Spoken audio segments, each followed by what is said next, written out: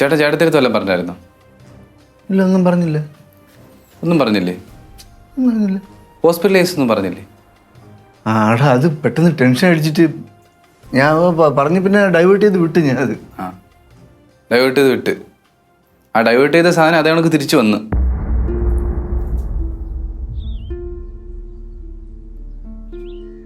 ചോദിച്ചാ നിന്റെ അടുത്ത് വല്ലതും ചോദിച്ചാ? ചേട്ടത്തേക്ക് നല്ല സംശയമുണ്ട്. പറഞ്ഞ? പറഞ്ഞു. നീ പറഞ്ഞ? ഞാൻ പറഞ്ഞിട്ടൊന്നും. നീ ഇപ്പൊ നീ പറഞ്ഞെന്ന് പറഞ്ഞു. എന്റെ പൊന്നു ചേട്ടാ, ഞാൻ പറഞ്ഞിട്ടില്ല. പെതുക്കെ പറ, മിണ്ടാതിരി അവിടെ. എടാ, ഇനിയിപ്പോ എന്തോ നീ ഇത് ചെയ്യുന്ന വെച്ചാ ഞാൻ എന്തെങ്കിലും പറഞ്ഞ് നൈസായിട്ട് സ്കിപ്പ് ചെയ്യാം. പിന്നെ അരുണേഷ് വിളിച്ചായിരുന്നു ഹോസ്പിറ്റലിൽ നിന്ന്. അവനെ ICU ഒന്ന് വാർഡിലോട്ട് മാറ്റി.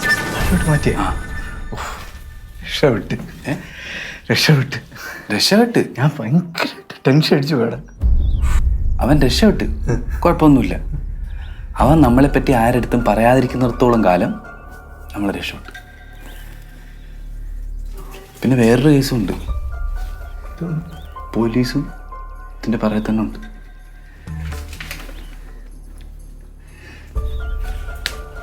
ഞാൻ നിന്റെ അടുത്ത് അപ്പോഴേ പറഞ്ഞാണ് അവരെ തൂക്കിയെടുത്ത് വണ്ടി ഇട്ടോണ്ട് പോവാന്ന്. നീ സമ്മതിച്ചാ? സമ്മതിച്ചാണോ നീ? ചേട്ടൻ എടുത്തിട്ടൂടെ? എടുത്തിട്ടൂടെ എന്ന് ചോദിച്ചാൽ നീ സമ്മതിക്കട്ടെ. ഇത്ര പ്രാവശ്യം ഞാൻ പറഞ്ഞു നിന്റെ അടുത്ത്. ചേട്ടൻ എന്നെക്കാട്ടി മൂത്തില്ല. ചേട്ടൻ അന്നേരം ബോധത്തോടെ എടുത്ത് വണ്ടിക്കകത്ത് വെച്ചൂടായിരുന്നു. കൊള്ളാടാ, ഇപ്പൊ നീ എന്റെ അടുത്ത് ഇങ്ങനെ പറയണല്ലേ? എനിക്കറിയാം നീ മാറും. അവസ്ഥ മനസ്സിലാക്കുക. ഒന്ന് കഷ്ടമുണ്ടെന്ന് അവസ്ഥ. ഇത്രയും ദിവസം വീട്ടാർ മുമ്പേ അഭിനയിച്ചില്ലേ? ഒന്ന് ഇരിക്കവിടെ. ഞാൻ പറയുന്ന ഒന്ന് കേക്ക്. അഭിനയിച്ചില്ലെന്ന് ഇരിക്കും. ഞാൻ പറയുന്ന ഒന്ന് കേക്ക്. ഒരു പ്രശ്നവും ഇല്ല. ഞാനിത് എങ്ങനെയെങ്കിലും ഡീൽ ചെയ്തോളാം. അനങ്ങാതിരി. തൽക്കാലം ചേട്ടത്തി അറിയാതിരുന്നാ മതി. ഒരു പ്രശ്നമില്ലെന്ന്. ഞാനില്ലേ കൂടെ. ഞാൻ ഒരു കാര്യം ചെയ്യാം. ഞാൻ ഹോസ്പിറ്റലിൽ ചെന്നിട്ട് അവൻ്റെ അടുത്ത് പോയി എന്തിനു സംസാരിക്കാൻ. ഇത്രയും നേരം വളരെ മാനായിട്ട് സംസാരിച്ചു. മിണ്ടാരും അവിടെ ഇരുന്നാൽ ഒരു കുഴപ്പമില്ല. ഇതുവരെ ആയില്ലേ?